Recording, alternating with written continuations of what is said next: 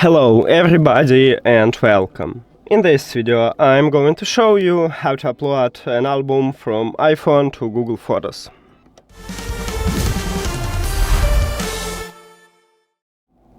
And let's move to the albums. You cannot add the album, you can add photos from your album.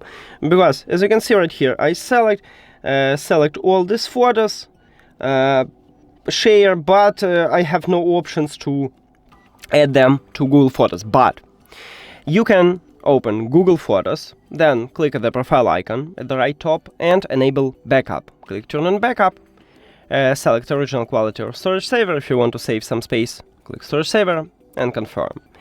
And now all photos from your iPhone start uploading to Google Photos. Then select photo and click add to album. Then you can add new album, or you can add it to already existed albums. And that's it. Thank you for watching this video. If you found it helpful, please consider subscribing to channel and leave the like on the video. See you later.